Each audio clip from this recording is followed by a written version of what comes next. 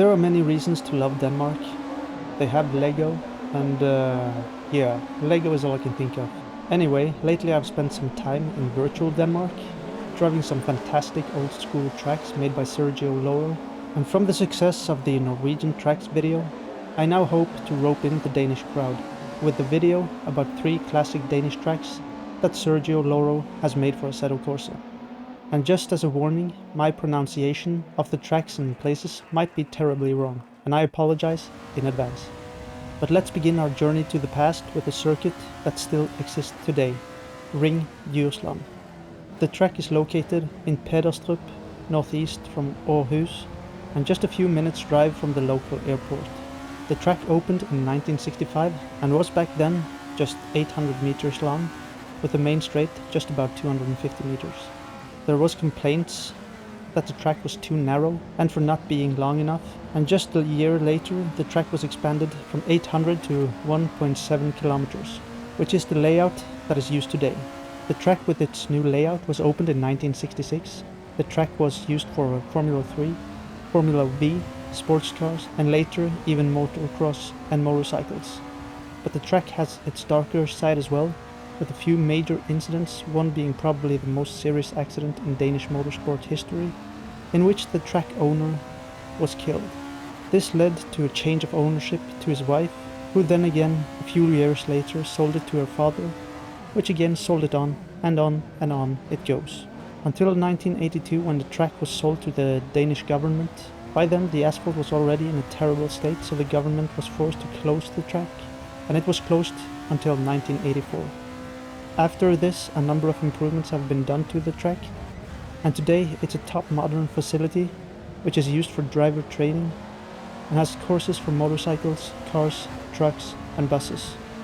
They also have national racing events, and the biggest event on the calendar is the round of the Danish TCR. The mod is based on the 1.7 kilometers layout from some time in the 60s, as the mod name suggests.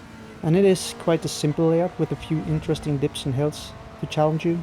The aesthetics are very simple, with hay bales, simple fences and tires dug into the ground, and almost none of the modern safety measures you would see on tracks of today. The track really throws you back into a different time.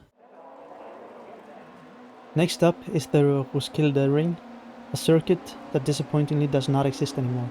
Roskilde Ring was built in an old gravel pit in the city of Roskilde, west of Copenhagen.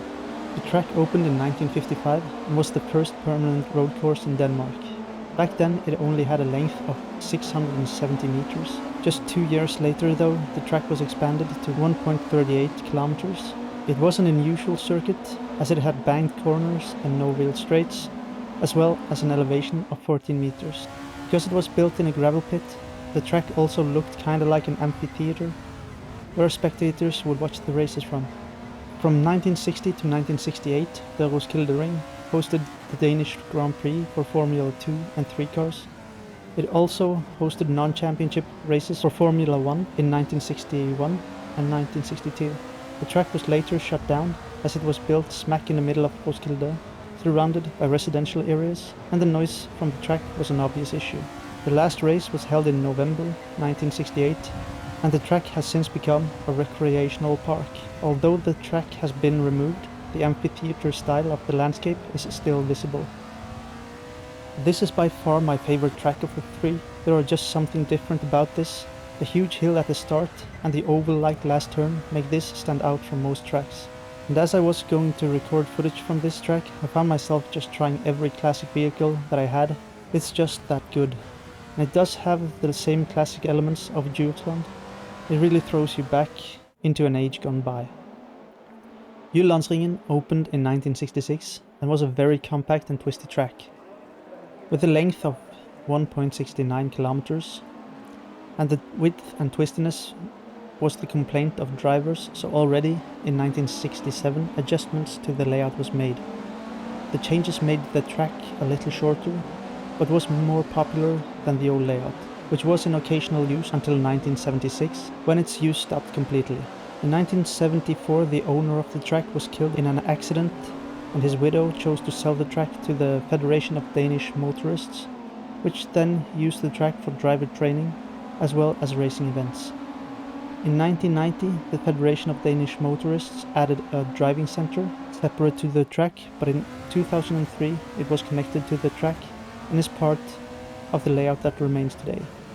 Over the years, this track has held many notable races, among others the Danish Grand Prix from 1968 to 1970, Danish touring cars in the 90s, the Swedish Touring Car Championship, which in 2010 became the Scandinavian Touring Car Championship, and now the TCR Denmark.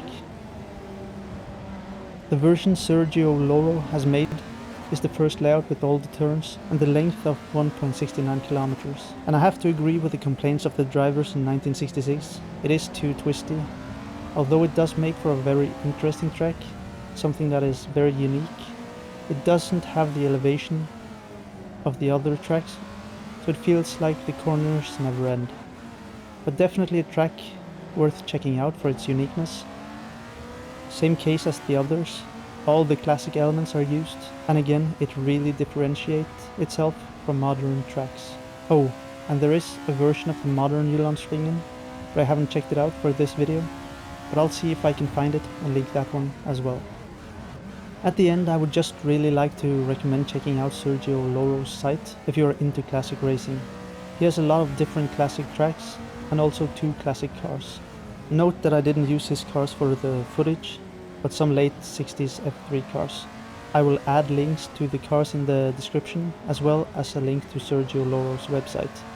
Do check out his work, it is really good. But that's it, thanks for watching, and goodbye.